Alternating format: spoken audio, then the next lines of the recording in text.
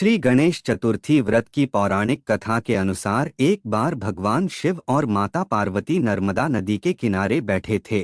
वहां माता पार्वती ने भगवान शिव से समय व्यतीत करने के लिए चौपड़ खेलने को कहा। शिव चौपड़ खेलने के लिए तैयार हो गए, परंतु इस खेल में हार जीत का फैसला कौन करेगा, यह प्रश्न उनके समक्ष उठा तो भगवान शिव ने कुछ तिनके एकत्रित कर उसका एक पुतला बनाकर उसकी प्राण प्रतिष्ठा कर दी और पुतले से कहा, बेटा, हम चौपड़ खेलना चाहते हैं, परंतु हमारी हार जीत का फैसला करने वाला कोई नहीं है, इसीलिए तुम बताना कि हम दोनों में से कौन हारा और कौन जीता। नमस्कार दोस्तों, हमारे चैनल श्री कृष्ण ज्ञान गंगा में आपका स्वागत है। उसके बाद भगवान शिव और माता पार्वती का चौपड़ खेल शुरू हो गया।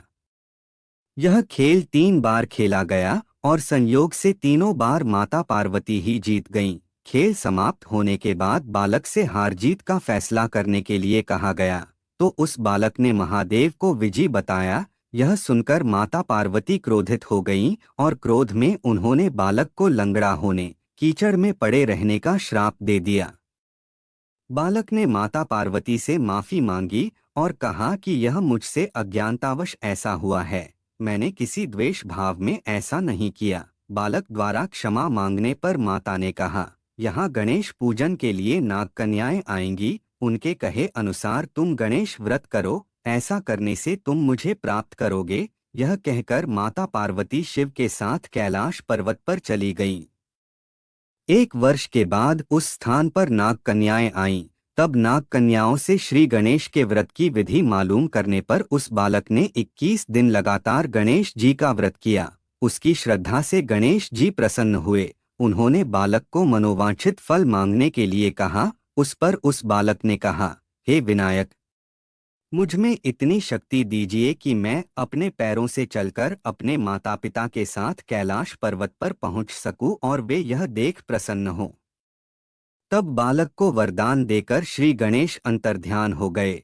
इसके बाद वह बालक कैलाश पर्वत पर पहुंच गया और कैलाश पर्वत पर पहुंचने की अपनी कथा उसने भगवान शिव को सुनाई। चौपड़ वाले दिन से माता पार्वती शिवजी से विमुख हो गई थीं। देवी के रुष्ट होने पर भगवान शिव ने भी बालक के बताए अनुसार 21 दिनों तक श्री गणेश का व्रत किया। उसकी श्रद्धा से गणेश जी प्रसन्न हुए। उन्होंने बालक को मनोवांछित फल मांगने के लिए कहा। उस पर उस बालक ने कहा, हे विनायक, मुझ में इतनी शक्ति दीजिए कि मैं अपने पैरों से चलकर अपने माता पिता के साथ कैलाश पर्वत पर पहुंच सकूं और वे यह देख प्रसन्न हों।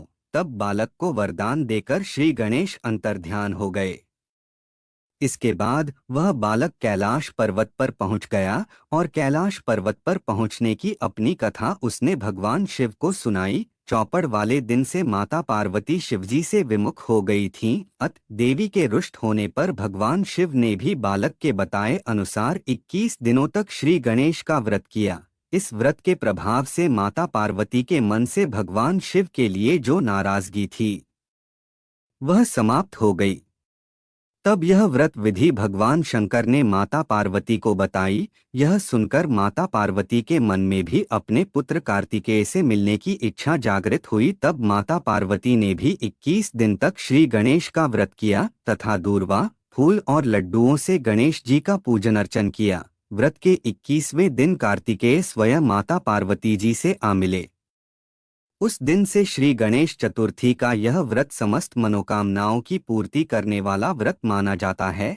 इस व्रत को करने से मनुष्य के सारे कष्ट दूर होकर मनुष्य को समस्त सुख सुविधाएं प्राप्त होती हैं। हमारी द्वारा दी गई जानकारी आपको कैसी लगी, हमें कमेंट के माध्यम से अवश्य बताएं। अगर आप भगवान श्री कृष्ण के भक्त हैं तो कमेंट में जय श्री कृष्ण जरूर लिखें।